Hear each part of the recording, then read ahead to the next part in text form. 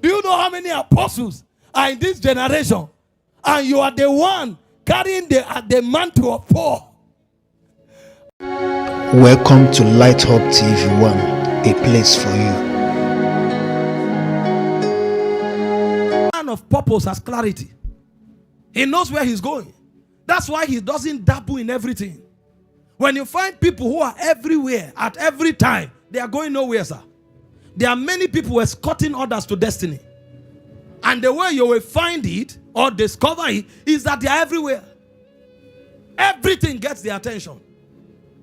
Everywhere is what their presence. They are going nowhere. People of purpose have clarity. And because of that, they are led by the Spirit. Because they yield to the one who dictates purpose. Isaiah 30:21 said, even when they are in the wrong direction, they will hear a voice behind them, telling them the way to go. So purpose is important because amongst other things, it brings clarity. Number two, I said purpose is important because it brings inner peace and fulfillment. As important as resources are, and I'm going to mention it, people who fulfill purpose, even when they don't have money, they are not perturbed. Because they draw their peace from their journey. I was reading to them this morning from 2 Corinthians 11, verse 23 to 27. You need to see the perils that Paul went through. Believe me, if these things happen to you, you either become an atheist or you will commit suicide. If one look at Paul's life to show you that peace is not happiness. Joy is not happiness. It's something deeper, and only people of purpose find it. He said he was talking about himself and other ministers, and he acknowledged that this is not something he does every other day. He said, are they not ministers of Christ? I speak as a fool. Am I not more? He said, in labors more abundantly. He said, in stripes above measure. In prisons more frequent. In death often. This is one man's life. Yet this guy was full of joy and peace. He said, of the Jews, five times received I 40 stripes, save one. That's 39 strokes. The Jewish people flogged him 39 strokes 5 times. And then he went further. Thrice I was beaten with rods. Once I was stoned. People gathered to stone him to death. And then he went further. Thrice I suffered shipwreck. You have headache. You say, God, where are you? A night and a day I was in the deep. He fell into the water. No rescue for the whole night and the whole day. He became an aquatic creature. Trying to survive. In journeys, often, journeys, you have not traveled. You don't know what I'm saying. We who travel on business class, in aircrafts, when you come back, you are stretching. You say it's not easy. These guys were trekking and traveling on donkeys. And he said he traveled often. If you read about Paul's missionary journey, you will know that people love God. Telling you. He will mention it. Don't worry. He went ahead. In perils of water. In perils of robbers. In perils by my own countrymen. In perils by the hidden. In perils in the city. In perils in the wilderness. In perils in the sea. In perils among false brethren. The guy saw it all. On the journey of purpose. In weariness. In painfulness. In watching. That's intercession. In hunger. In thirst. In fasting. Often. You need to know there are times when there's no food. So you just call it fasting. Paul said this one is normal lifestyle. And then in coldness and in nakedness. And I told my people, I said some of these things Paul is listing here, they were all happening at the same time. So there were times when they were flogging him. He was naked, he was cold, he was hungry, and he was in prison. Yet see the way Paul described this. 2 Corinthians chapter 4, verse 17. If you don't have peace and joy, you can't talk like Paul. He said, our light affliction are but for a moment. Prison is light affliction. 39 strokes 5 times, light affliction. Shipwreck, light affliction. When you find purpose, sir, nothing can break you. You will become like Mount Zion that cannot be moved.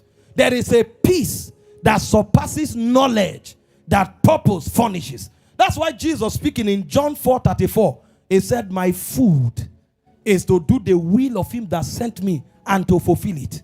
He enjoyed life like food because he was doing the will of the Father. Number 3, I said purpose is the backbone for provision. 1 Thessalonians 5:24, it says, faithful is he who has called you, and he will do it. Some of us, the reason we have terrible lack is not just because the country is hard. It's because we are not fulfilling purpose. Believe me, when you start fulfilling purpose, resources will show up. I know it by experience. Most of you here, even when you are going through difficulty, something has moved you to give to me. Because when you calculate it, you just want to bless me. It's not because you love my face, sir. What I'm doing compels compliance. That's how purpose works. The Bible said Gentiles will come to your light. It said kings will come to the brightness of your rising. One of the shortest way of curing lack is to fulfill purpose. When you find your purpose, strangers will build your walls. You will suck the breast of kings. I'm telling you, the reason many people are shouting and crying, they've not entered their purpose. Either they have not discovered it or they are not yet living it. They are still jumping and, doing all kinds of permutations. Genuinely face your purpose and see the way God will back you up. See the way Paul will say it. Philippians 2:13 is God that worketh in us, both to will and to do. There is empowerment, sir. There is provision because he's fulfilling purpose. Number 4, you fulfill purpose, influence and impact becomes a byproduct. Real purpose compels influence. Real one. You study the life of Jesus when he returned and started his missions. The Bible said the land of Zebulun, the land of Naphtali, by the way of the sea, beyond Jordan, Galilee of the Gentiles. Matthew 4:15. He said the people that sat in darkness have seen a great light. And Luke 4:15, the Bible said his fame went abroad. Some of us are not influential because we are cutting our hair and showing haircut. We are just preaching Jesus. And millions are following from all around the world. It gives you opportunity to impact people. And that's why I told you that if you are not impacting people, you have not found purpose. Purpose is not about self. It's about God and others. Then self will be taken care of. So it has to do with impact. And then finally, purpose procures eternal reward. Like you saw already in 2 Timothy 4:8. There remaineth for me a crown of righteousness. This is why this thing we are dealing with is so important. And you must make up your mind to begin to fulfill purpose. And I said, in order to have clarity, you need to understand what purpose is. And I said, it's not something you can just define with 1 or 2 sentences. Because purpose is like a spectrum. There are many layers to it. But for you to truly understand what purpose is, there are 5 basic concept that explains it. I said number 1, purpose has to do with divine intention for creation. So when you find a man who is walking in purpose, he has isolated the reason for his creation. If you have not understood and isolated why you are here, then you have not understood purpose. It said in Jeremiah 1:5, before you were formed in your mother's womb, it said, before thou camest forth out of the womb, I sanctified you, I ordained you to be a prophet. So the guy knew the intention for his creation. You can't be relevant if you don't know why you were created. Imagine if this microphone, assuming it had cognitive capacity, and then the microphone assumed it was a hammer. It will be useless. So you first of all need to know why you were created. If you have discovered why you are created, you have entered the first rung of the ladder of purpose. And then number 2, I said purpose is living out that assignment or calling which necessitated your creation. When you start living that assignment. So on one side is to discover it. On another side is to live it. You'll find many people, they tell you, this person you are seeing here is a prophet. Guess where prophet is? Prophet is among Yahoo people. Swindling money.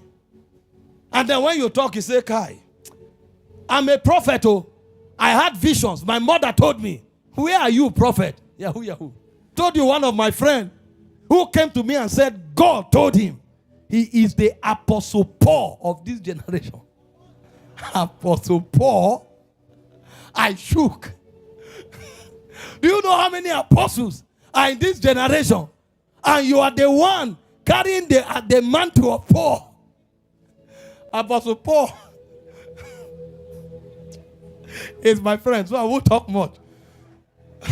But we are here to see Apostle Paul. It's not enough to isolate it. Leave it. This is where purpose actually begins to take shape. The Bible said in Ephesians 2:10, we are his workmanship. We were created in Christ Jesus for good works. 2 Timothy 1:9, he said he has called us with an holy calling, not according to our works, but according to his own purpose. So we were called for an assignment. You understand purpose when you find that assignment. You understand purpose when you begin to live that assignment. And I said it doesn't stop there. You are also working in purpose when you have understood the peculiarity of your design. When you find a man of purpose, there is no doubt in understanding about who he is. Because your design, to a large extent, influences your efficacy in carrying out your assignment. This microphone is excellent at this moment because it was designed to do this. Imagine if I wanted to use this microphone for something else. Perhaps to nail something. Every time I hit it, it damages. Because that work is not consistent with the design. So it's not just enough to find your purpose, your intention. It's not just enough to be on the assignment. Have you understood your design? And are you refining your design so that you function at optimum capacity? There are many people who are crude. Meanwhile, as they journey in purpose, different cadres, different levels of the assignment requires different level of transformation. So when you see them, they are bragging. Nobody can intimidate me. Don't intimidate me. I refuse to be intimidated. But he's talking like somebody in the forest. We don't want to intimidate you. But oh God, this is your design. You kings can't look at it. He said, Gentiles come to your light. Kings don't come to your light. They don't care about your light. Many have light. They come to the intensification, the brightness of your rising. So you must understand your design and refine it. This is the biggest problem of many people. Quite all right, they know that they should be businessmen. They have started the business, but they have not improved since they started. You meet them today, they are the 1999 version of themselves. The world has moved, no refinement. They are still talking the way they were talking in their wilderness. You need to meet us when we were in the wilderness. We were rascals in the spirit. Oh my God. Those days, even when we are preaching, see, we are responding to the fire. But, Augusta, as you go global, you have to manage your temperament. You have to, because you are dealing with multiracials, multiculturals. This morning I was addressing the church in Perth. They are not, If you are preaching and you are like this, they will, what's he doing? You say it's fire. It's fire. The spirit of the prophet is subject to the prophet. See, sometimes you allow certain ventilation. Don't suffocate it. But don't tell me the Holy Ghost is the reason why you are preaching like this. You are not the only preacher. It's your peculiarity. It's the excess of the unrefined part of your soul. If we don't do like that, God won't move. It's a lie. That's your peculiarity. Appreciate it, acknowledge it, but learn to refine it. Don't be like you were 10 years ago, sir. Everything moves. Even Satan is refining. He was a serpent in Eden. He's a dragon in Revelation. So understand your peculiarities, develop them, improve on them, refine them. Your purpose requires that. And God will need to give you revelation to understand what I'm saying. Because usually people don't agree. When you start maturing, you will know.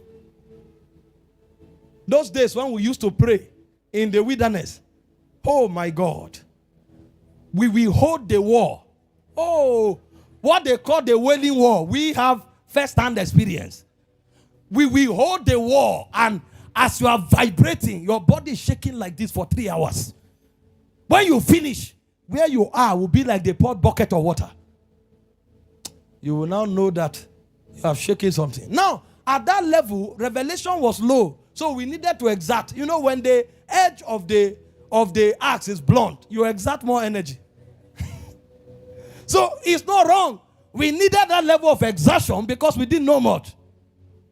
Even to cast out devils, you needed to see the brutal prayer we used to pray to cast out demons. When we are going to cast out demons, sometimes we go like 5 of us. We enter the room.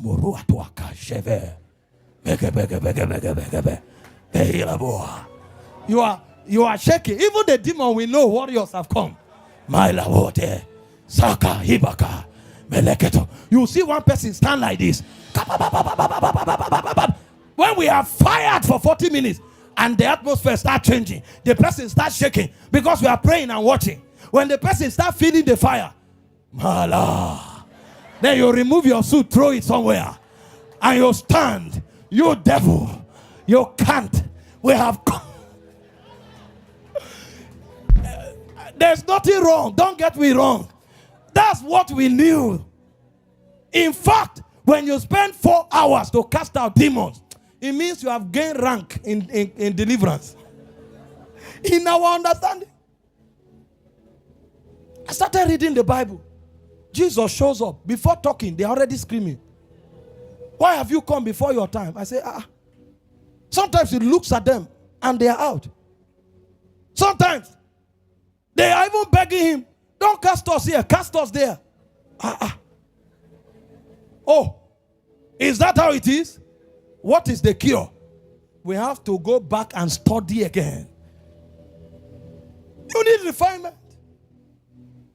But you have to understand your shape to refine your shape. Thank you for watching this video. Please subscribe, like and share.